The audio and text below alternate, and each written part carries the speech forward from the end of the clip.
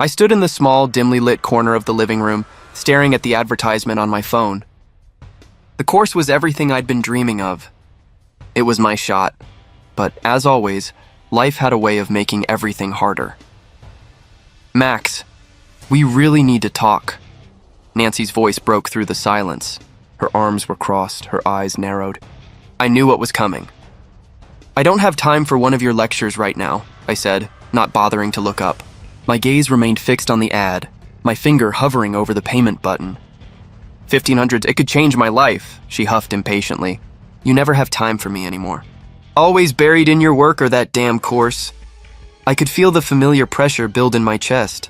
I didn't want to argue, but I could feel her disappointment gnawing at me. I'm trying, Nancy, I'm trying to get us ahead. This could be my way out of this dead-end job. She rolled her eyes. Yeah, and while you're doing that, I'm sitting here with nothing to show for it. I need more, Max, don't you get that? I sighed, rubbing the back of my neck. This wasn't what I wanted to hear right now. I should have been focusing on the course, on my future. But instead I was stuck in this conversation. Look, she said, her tone softer now, almost pleading. I've been patient. I've put up with your little dreams for too long, but I need something real. You know what I want? A new purse? A vacation? What is it this time? I couldn't help the bitterness in my voice. I knew what she wanted. She'd been hinting for weeks, but I just couldn't do it. I wasn't rich. I didn't have the money for extravagant gifts. Nancy's eyes darkened. I'm not asking for the world, Max. Just something that shows me you're serious about us. Something that proves you can give me what I deserve. The words stung. How much was I supposed to sacrifice?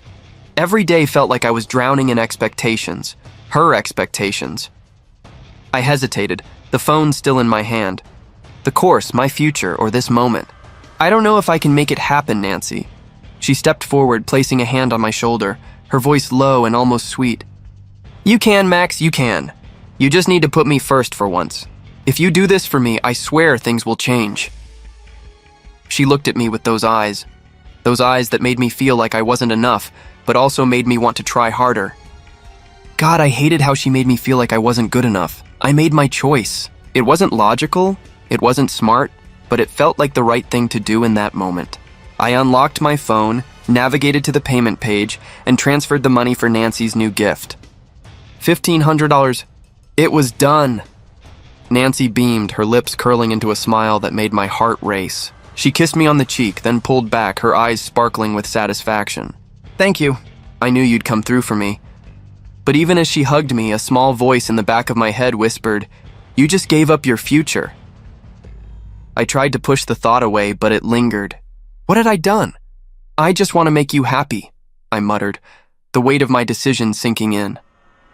Her smile faltered for just a second before she kissed me again, this time on the lips.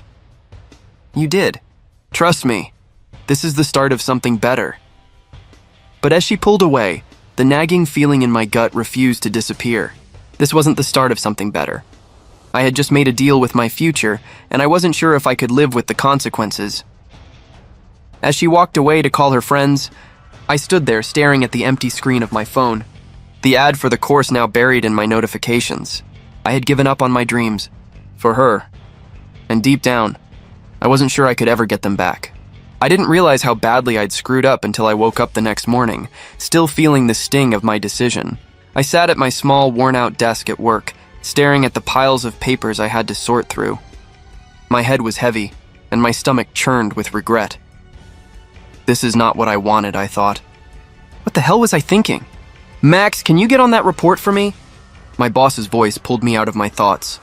I nodded, pretending to be focused, but all I could think about was the $1,500 I'd given away for Nancy's stupid purse and that damn vacation. Yeah, sure, I muttered, trying to sound confident, but I wasn't. As I sat there, half-heartedly typing away, I couldn't shake the nagging feeling in my chest. I kept hearing Nancy's voice in my head. You'll make it up to me, Max, you'll see. This is just a small thing, right? I knew she didn't get it. She never had. It was never about the money. It was about giving up the one chance I had to do something better with my life. Man, you're really killing yourself over that report, huh? Tom's voice interrupted my spiraling thoughts. He slid into the chair next to me, a faint smirk on his face. That's not like you. Yeah, just trying to keep up, I muttered, my eyes glued to the screen, not really seeing anything. Tom leaned in, studying me for a moment. You okay, Max? You've been acting weird lately. I'm fine, I said quickly, more to convince myself than him. Tom didn't buy it. I don't know, man. You've been quiet. You're not your usual self. I glanced over at him, feeling that familiar weight in my gut. It's nothing, I said, but even I didn't believe it. Tom raised an eyebrow. Don't give me that crap. I saw what happened yesterday. You really just threw $1,500 down the drain for her? I could feel my heart pounding, my face flushing with guilt. I didn't have a choice, I said, forcing the words out. She's been asking for this stuff for weeks. I thought if I just did this one thing, she'd be happy, and then everything would be fine. Tom shook his head, his expression hardening. Max, you've been talking about that course for months. That was your shot. And you threw it away for her. Do you really think she cares about you like you think she does? His words stung, but I couldn't deny the truth in them. I didn't want to admit it, but Nancy had been getting more and more demanding. It wasn't just about the gift. It was the vacations, the dinners, the nights out, everything that I couldn't afford but she expected me to provide. I'm just trying to make her happy, I said weakly. But I already knew it wasn't enough. I wasn't enough. Tom looked at me like he could see straight through me. You've got to stop doing that. You're killing yourself trying to make someone happy who doesn't appreciate it.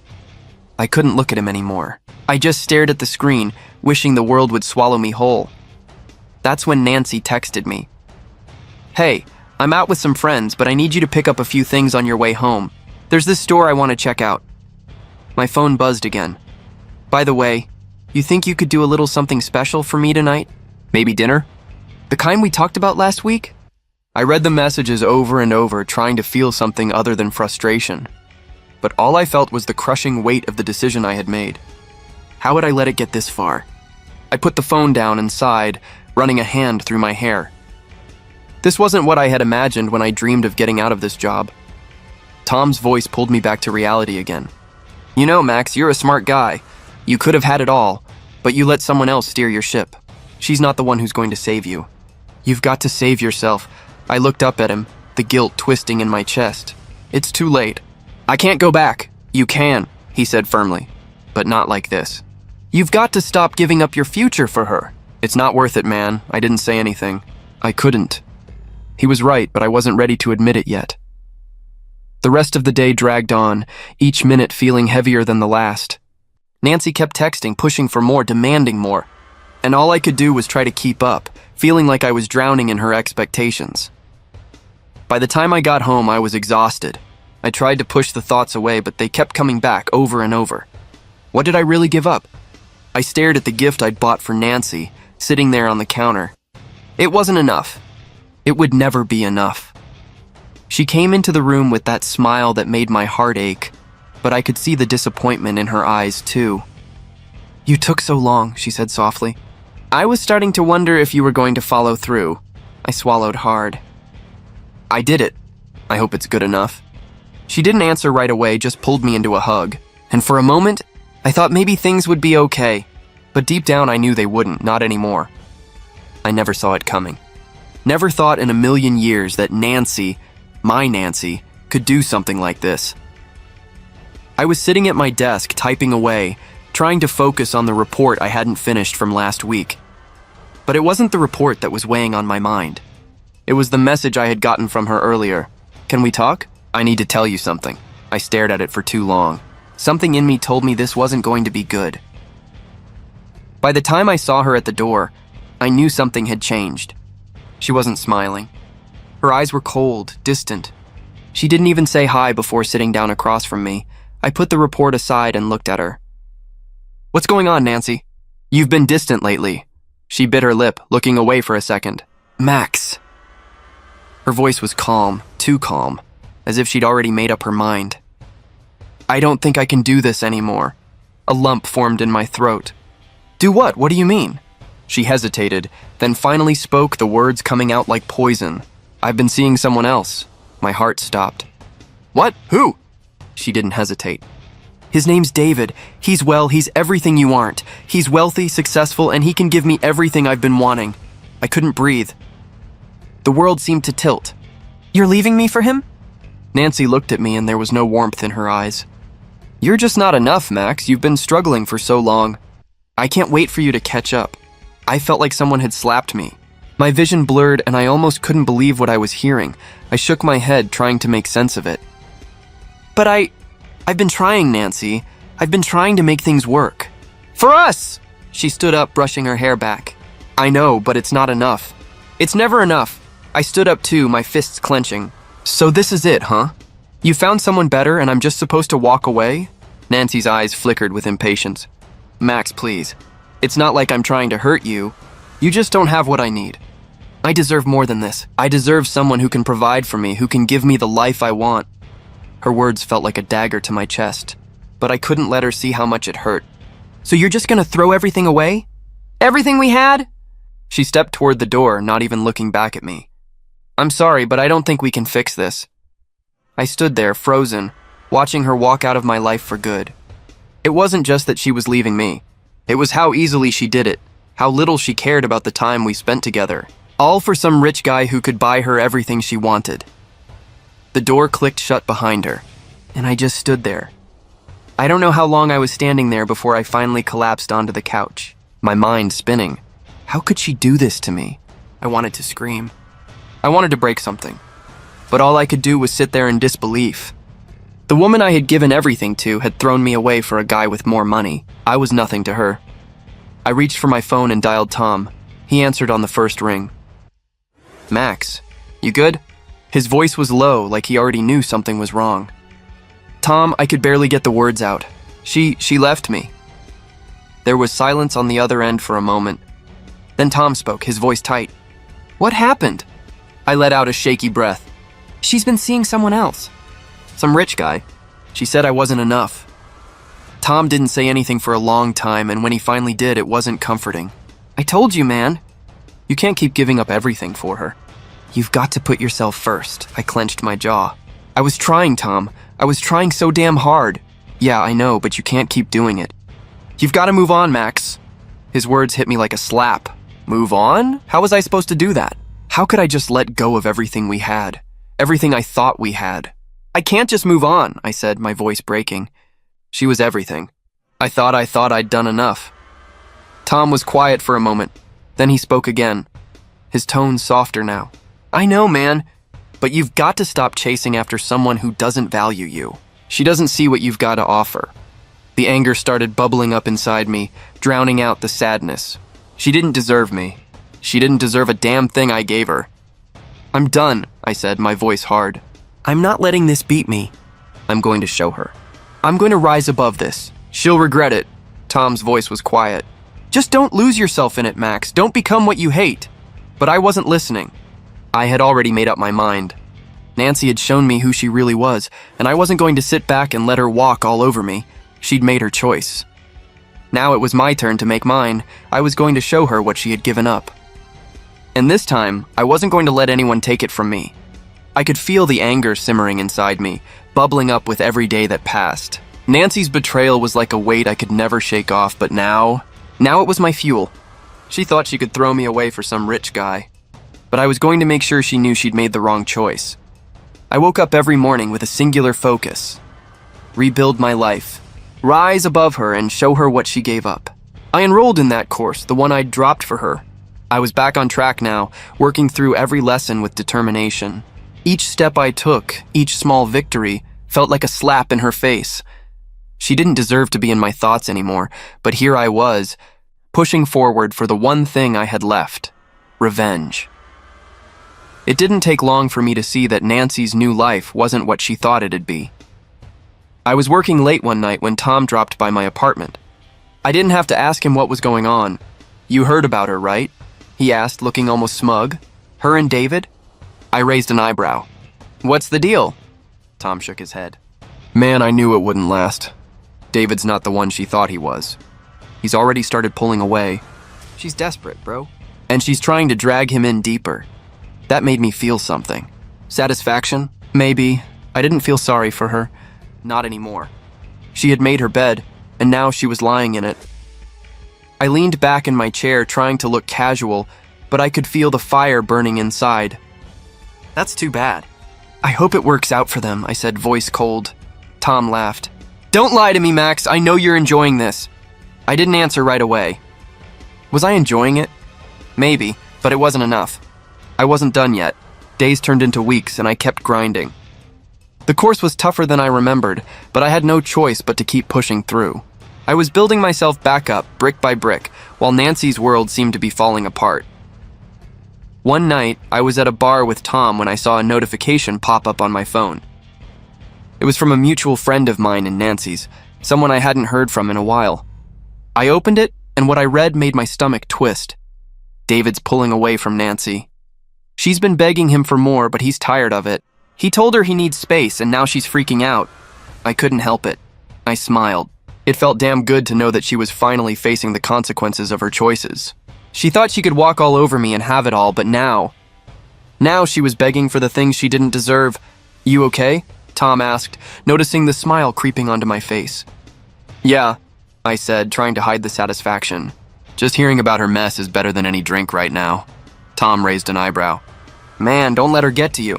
She's made her bed. I nodded, but inside I was relishing every second of it. This was just the beginning. Nancy's desperation started to show. Her social media posts became more and more desperate, with her tagging David in photos, trying to appear like everything was fine. But even from my distance, I could see the cracks in her carefully constructed life. The woman who had everything, who wanted everything, was now struggling to keep it all together. I would get texts from mutual friends saying that Nancy was starting to spiral. She'd been blowing up David's phone, asking for gifts, begging for more attention. But David? He wasn't playing her game anymore. I heard through the grapevine that he'd finally had enough and stopped responding to her calls. I couldn't help but feel a dark sense of satisfaction. She had picked him for his wealth, for his ability to provide. But in the end, she was nothing but a gold digger to him, just as she had been to me. One evening after work, I ran into Nancy in a cafe. She looked different, haggard, like the weight of everything had finally hit her. I was sitting with my coffee when I noticed her walk in, looking around, probably hoping to catch someone who would rescue her from her mess. She spotted me, and her face hardened but then softened quickly, like she was trying to hide the shame. Max, she said, her voice tentative. I didn't want to be the one to start this conversation, but I couldn't help myself. How's David? I asked, my voice a little sharper than I meant it to be. Nancy winced. He's not what I thought, okay? I made a mistake. I was wrong to leave you, I laughed, but it wasn't a real laugh. It was bitter.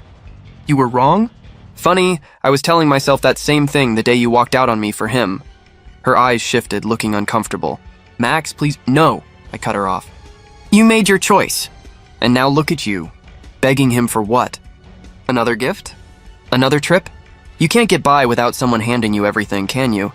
Nancy flinched, but I didn't care anymore. This was her mess, and I wasn't going to be a part of it. You should have thought of that before you threw me away, I added coldly. She opened her mouth to say something, but nothing came out. She just stared at me like she had no idea who I was anymore. I stood up to leave, not giving her another glance, and for the first time in months, I felt like I had control again. Not just of my life, but over the situation we'd been in. Nancy was on her own now, and I wasn't going to waste another second trying to save her. I walked out of that cafe with a sense of power I hadn't felt in a long time. This was it. The start of my rise. And no one, not even Nancy, would stand in my way. It was a quiet afternoon when I received the text from Nancy. Can we talk? I need your help. At first, I didn't know how to respond. Part of me was tempted to ignore it, to let her stew in the mess she'd made. But curiosity got the better of me, and I found myself typing a response. What do you want? Her reply came quickly, almost frantic. I'm in trouble, Max. David's gone. He left me, and I don't know what to do. Please, I need your help. I stared at the message for what felt like hours, my mind racing. She'd left me for him. She'd chosen him over me, and now, just like that, she was asking for my help? The irony of it stung, but I was no longer the man who would drop everything to save her. I typed back, I think you're on your own now, Nancy. I didn't even have to think about it. The feeling of freedom, the relief of knowing I didn't have to save her anymore, washed over me. But then, another message came in, this time with an apology.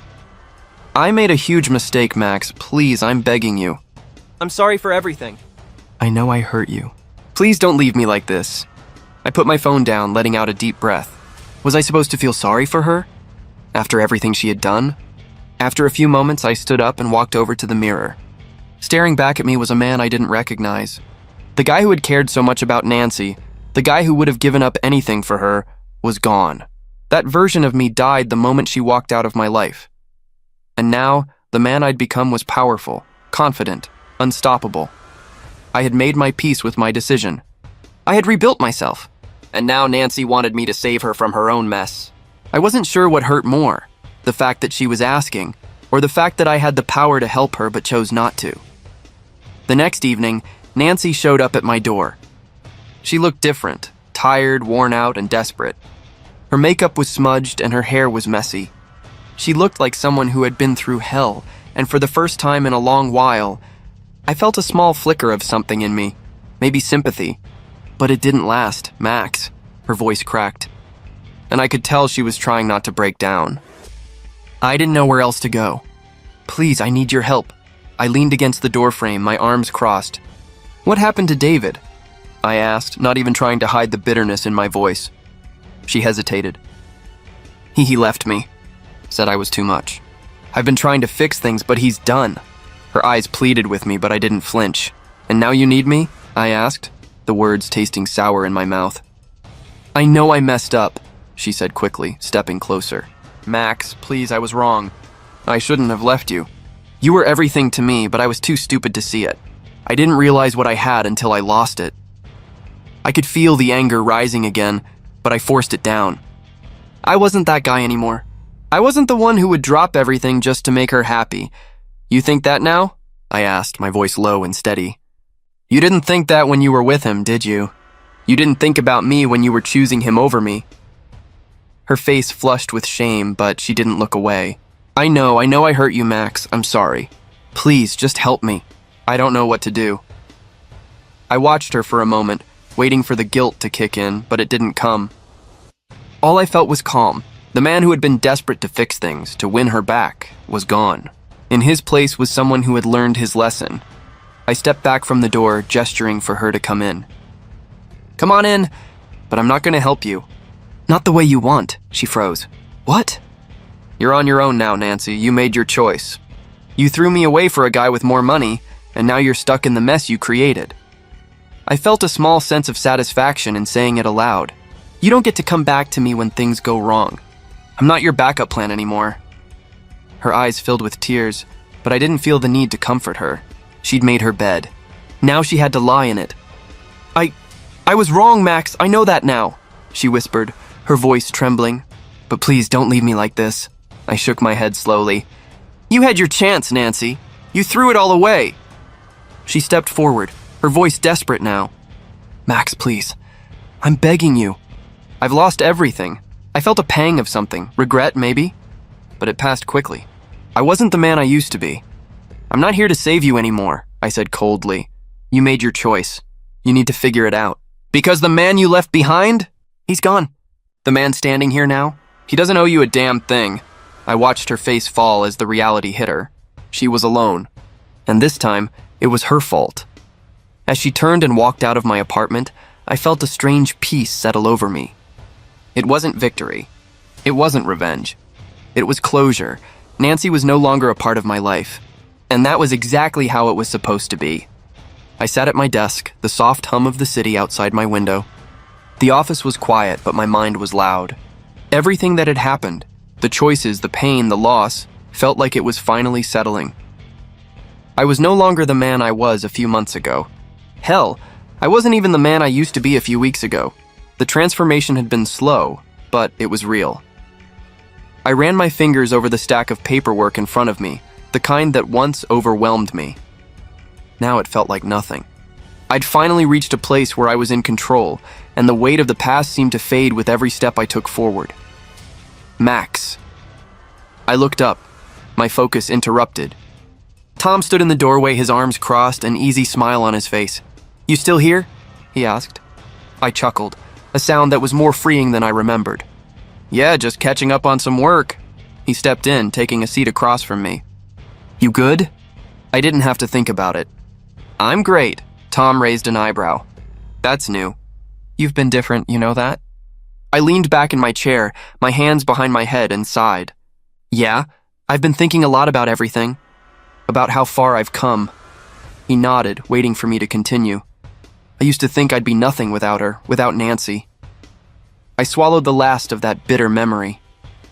But now I realize I was never nothing. I was always worth more than she ever saw. Tom smiled, but there was something deeper in his eyes. "You learned that the hard way, huh?" I chuckled softly, shaking my head. "Yeah, but sometimes that's the only way." Nancy. Her name didn't even sting anymore. She wasn't a part of my life anymore, and I was okay with it.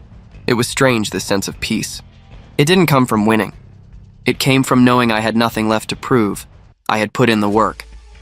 I had clawed my way out of the hole I'd been buried in, piece by piece. The course I'd finally completed had opened doors, and now I had opportunities I never imagined. I was no longer dependent on anyone's approval, not hers, not anyone's. I had learned that my worth wasn't determined by someone else's opinion of me. Tom leaned forward, his voice softer now. "You've really changed, man. You're not that guy who would have bent over backward for her anymore." "No, I'm not," I said, the weight of the words grounding me. "I used to think I needed to give everything to keep someone in my life. But now I know the right people will be there without all the sacrifices. And the ones who walk away, well, they weren't meant to stay." Tom grinned. "You got it." I let out a slow breath, my mind drifting back to the past. But it wasn't a heavy feeling anymore. It was just a chapter. One I had closed, not out of bitterness, but out of understanding. "Man, I'm proud of you," Tom said, snapping me out of my thoughts. "It took guts to get here." I nodded, a smile pulling at my lips. "I've learned to trust myself more than I ever did before. I've realized that my happiness comes from me, not from anyone else." The silence between us wasn't awkward. It was just peaceful. "You've got a lot going for you now," Tom said, standing up. "What's next?" I sat back, contemplating it for a moment. "I don't know yet. I think I'm finally ready to go after what I want. No more distractions." "No more looking back," Tom chuckled. "Well, I can't wait to see it." As he left, I felt the calm I hadn't known in years. The past was behind me, and the future? The future was wide open. I was finally free, and for the first time in a long time, I knew that I was exactly where I needed to be.